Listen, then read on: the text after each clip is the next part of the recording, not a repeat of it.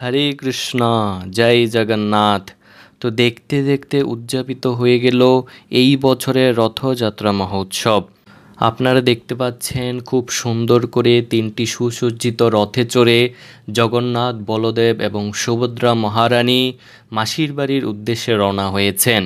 তো আষাঢ় মাসের শুক্ল দ্বিতীয়ায় শ্রী শ্রী জগন্নাথ, বলদেব এবং সুভদ্রা মহারানী মাসির বাড়িতে যান, অর্থাৎ গুন্ডিচা মন্দিরে যান। আর এর মাধ্যমেই উদযাপিত হয় রথযাত্রা মহোৎসব।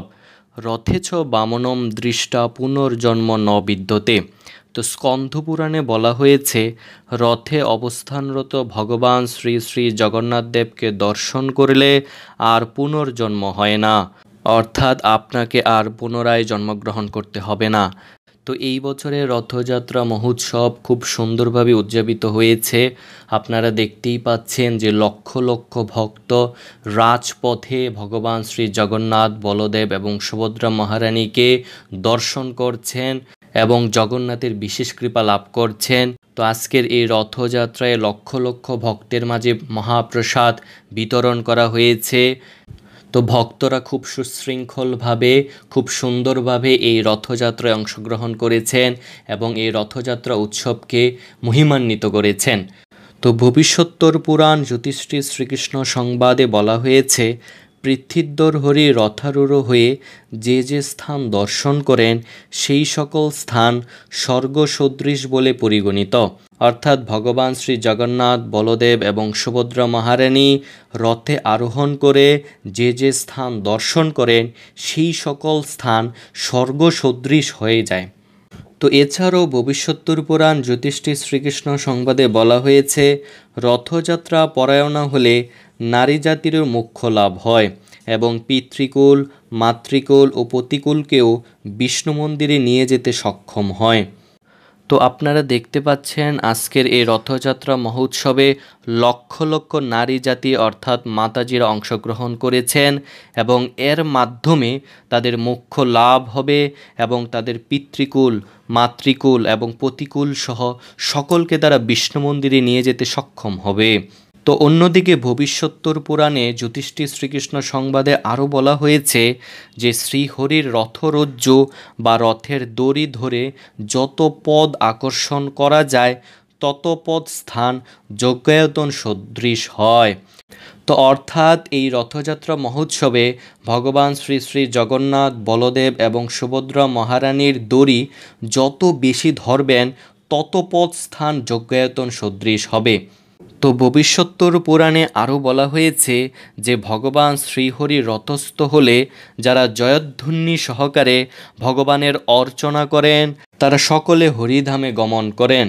অর্থাৎ এই রথযাত্রা মহোৎসবে যারা ভগবান শ্রী শ্রী জগন্নাথ, বলদেব এবং সুভদ্রা মহারানীর রথযাত্রায় অংশগ্রহণ করে জয়ধ্বনি সহকারে অর্থাৎ হরিনাম কীর্তন সহকারে বা উচ্চস্বরে হরিনামের মাধ্যমে যারা ভগবানের অর্চনা করেন বা গুণকীর্তন করেন তারা সকলেই হরিধামে গমন করবেন, অর্থাৎ ভগবানের নিত্যধাম গোলক বৃন্দাবনে তারা গমন করবেন। তাই আপনারা দেখতে পাচ্ছেন আজকের এই রথযাত্রা মহোৎসবে লক্ষ লক্ষ ভক্ত এই রথযাত্রায় অংশগ্রহণ করেছেন এবং শুধু তাই নয়, তারা এই রথযাত্রার মাধ্যমে তারা প্রচুর পরিমাণে হরিনাম সংকীর্তন করছেন এবং এছাড়াও ভক্তবৃন্দরা রথযাত্রা উৎসবে রাজপথে হরিনাম কীর্তন এবং নৃত্য কীর্তন করছেন, আপনারা দেখতেই পাচ্ছেন। তো ভক্তরা খুব আনন্দ সহকারে জগন্নাথের এই রথযাত্রা উৎসব পালন করেছেন। তো ভগবান শ্রী শ্রী জগন্নাথ, বলদেব এবং সুভদ্রা মহারানী তার ভক্তদের বিশেষ কৃপা প্রদান করার জন্য মূল মন্দির বা অভিন্ন দ্বারকা বা নীলাচল ধাম থেকে স্বয়ং রাজপথে নেমে আসেন এবং এই রথযাত্রার মাধ্যমে এবং তার ভক্তদের কৃপা করার মাধ্যমে ভগবান শ্রী জগন্নাথ দেব অভিন্ন বৃন্দাবন বা সুন্দরাচল বা গুন্ডিচা মন্দিরে যান। তো এই রথযাত্রা মহোৎসবে যারা অংশগ্রহণ করেছেন তারা সকলেই সৌভাগ্যবান এবং সৌভাগ্যবতী এবং তারা সকলেই জগন্নাথের বিশেষ কৃপা প্রাপ্ত হয়েছেন। কিন্তু যারা রথযাত্রা অংশগ্রহণ করতে পারেননি তারা যারা এই ভিডিওটি দর্শন করছেন তারাও সমান ফল লাভ করবেন এবং জগন্নাথের বিশেষ কৃপা লাভ করবেন। তো এই রথযাত্রা মহোৎসবে ভগবান শ্রী শ্রী জগন্নাথ দেবকে সন্তুষ্ট করার জন্য লক্ষ লক্ষ ভক্তরা রাজপথে মৃদঙ্গ করতাল যুগে হরিনাম সংকীর্তন করছেন এবং নৃত্য করছেন, যার মাধ্যমে তারা ভগবান শ্রী শ্রী জগন্নাথের বিশেষ বিশেষ কৃপা লাভ করছেন। যারা আজকের এই প্রথম রথে অংশগ্রহণ করতে পারেননি তারা অবশ্যই আগামী ৮ দিন পর উল্টো রথ অনুষ্ঠিত হবে। আপনারা সকলে কৃপাপূর্বক সেই উল্টো রথযাত্রায় অংশগ্রহণ করবেন এবং জগন্নাথ দেবের বিশেষ কৃপা লাভ করবেন। হরে কৃষ্ণ। তো রথযাত্রার এই পুরো সপ্তাহ আপনারা গৃহে কি করবেন সেই বিষয়ে যদি আমি বলি, আপনারা সকলে চেষ্টা করবেন ব্রাহ্ম মুহূর্তে বা সূর্যোদয়ের পূর্বে শয্যা ত্যাগ করে স্নান করার, এবং এই সপ্তাহ আপনারা সকলে অধিক পরিমাণে অন্ততপক্ষে 16 মালা করে হরিনাম জপ করবেন, ভগবানের অর্চন করবেন, ভগবানের আরতি করবেন, জগন্নাথ দেবের অর্চন করতে পারেন বা জগন্নাথ দেবকে পুষ্প নিবেদন করতে পারেন এবং ভোগ নিবেদন করতে পারেন। তো এক্ষেত্রে আপনারা জগন্নাথ এবং বলদেবকে তুলসীপত্র এবং পুষ্প অর্পণ করতে পারবেন। তো কিন্তু সুভদ্রা মহারানীকে আপনারা শুধু পুষ্প অর্পণ করবেন, তুলসীপত্র অর্পণ করবেন না।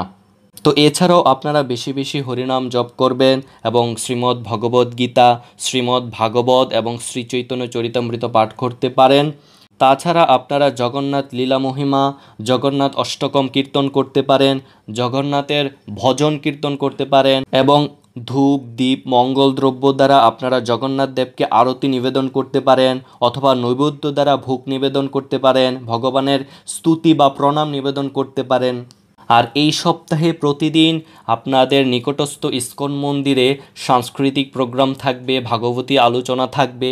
তো আপনারা সকলে সেই প্রোগ্রামে অংশগ্রহণ করতে পারেন এবং সেই অনুষ্ঠানে অংশগ্রহণ করার মাধ্যমে আপনারা জগন্নাথ, বলদেব এবং সুভদ্রা মহারানীকে দর্শন করতে পারবেন এবং জগন্নাথের বিশেষ কৃপাও লাভ করতে পারবেন এবং সর্বোপরি সুস্বাদু মহাপ্রসাদ গ্রহণ করতে পারবেন।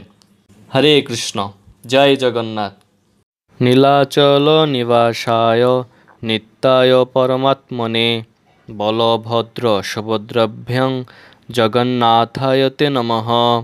জয় শ্রীকৃষ্ণ চৈতন্য প্রভু নিত্যানন্দ শ্রী অদ্বৈত গদাধর শ্রীবাস আদি শ্রী গৌরভক্তবৃন্দ। হরে কৃষ্ণ কৃষ্ণ কৃষ্ণ হরে হরে, হরে রাম রাম রাম হরে হরে। জয় জগন্নাথ, জয় বলদেব, জয় সুভদ্রা। হরে কৃষ্ণ, হরি बोल।